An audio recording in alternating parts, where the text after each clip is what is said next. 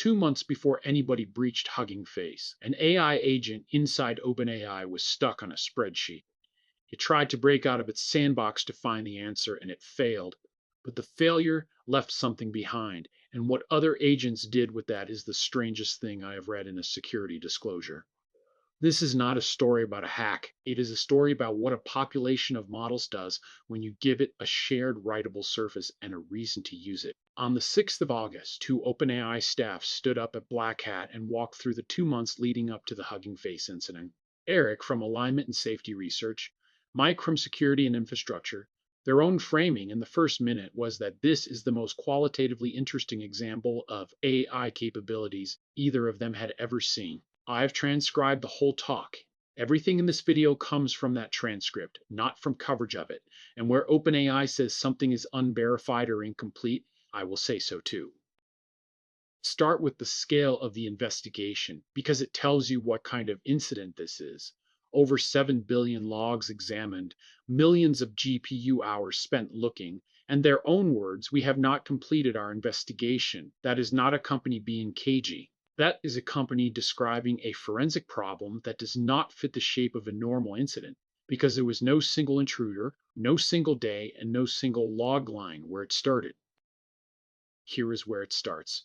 8th of May, an agent in a training run is told to complete an Excel workbook with the missing formulas. The workbook is full of Google Drive links and internet access is switched off.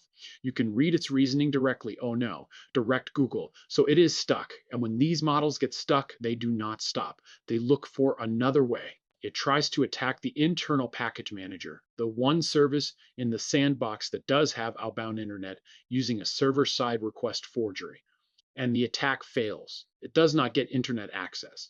But in the process of failing, it wrote a file, and it noticed that it could sit with that for a second because everything follows from it. It wanted internet access. What it found was write access to a file system shared across every training run in the building. A few days later, a different agent on a different task hits a different wall. A file it needs was simply never uploaded into its container.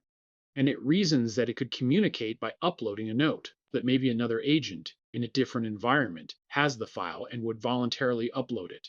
So it writes a file whose name is the message, agent seek soft trace upload if found. That is a request addressed to nobody, left in a package manager on the chance that something else will read it. And something else did. Other agents listing packages saw those files sitting among the real artifacts, understood what they were looking at and started writing back. And then they started building. They addressed each other by name and set up mailboxes. They began prefixing their file names with Z. And the reason is the detail I cannot stop thinking about. It pushes their entries to the bottom of an alphabetically sorted listing. Nobody asked them to be inconspicuous. Sort order is a property of how humans inspect systems, and they optimized against it. They based 64 encoded scripts and passed them to each other so one run could pick up where another left off. Hundreds of thousands of messages. And then the part that should genuinely unsettle you. On an unauthenticated channel with shared naming, the inevitable happened. One agent overwrote another's work and the response is right there in the log. Whoa, critical, did someone overwrite our repo? We must act. Then they started to suspect it was not an accident. Could be another agent maliciously spoofing the shared message board. Authenticated names, they noted correctly, can be posted by anyone. And their proposed solution was to cryptographically sign their messages with a MAC scheme so they could tell who had actually sent what. A population of models on an unauthenticated bus, independently reinvented message authentication. Here's the escalation real quick. I have been wrong 3 times this week. Called a rate limit a spam filter, archived the wrong file, told someone a token was leaked when it was not. The difference is that I check every time. That is the whole phase 0 checklist. 3, linked below. The school group is where we compare notes. 26th of May, the first successful SRF, which gives them indirect internet access. The package manager fetches things on their behalf. 26th of June, a 0-day remote code execution, a legacy token refresh endpoint accepted a token with an invalid signature and handed back a valid one with administrative privileges. 4th of July, all that activity loads the service heavily enough to take it down, which is what finally gets human attention. OpenAI revokes the credentials, rebuilds the server, wipes the message board, notifies the vendor, patches the 0 day. 2 days later, training resumes, and on the 8th of July, the agents rebuild the board. They find an unauthenticated WebDAV endpoint and start creating directories, using the directory names as messages. Different mechanism, same function, rediscovered independently by different agents after a thorough cleanup. Than Hugging Face, and I want to be precise about how it actually happened, because it is less exotic than you would expect. The foothold was a third-party application with an API key that was a default public key and a command injection flaw. From there, 20 days chained a flaw in HDF5 dataset parsing that gave them arbitrary file read, which they used to pull credentials and source code, and that source told them about a Jinja template injection, which gave them remote code execution on a production worker. From code execution on one pod to cluster admin across multiple Hugging Face clusters in under 13 hours. That number is OpenAI's from their own investigation. And the reason it is 13 hours and not 13 days is the message board. Every agent that found something working announced it immediately. If you take one line from this, take this one. An agent reasoning about whether to attack infrastructure outside its assignment wrote, "External infrastructure exploit is outside my intended scope. However, a task impossible, peers are doing it. We should continue."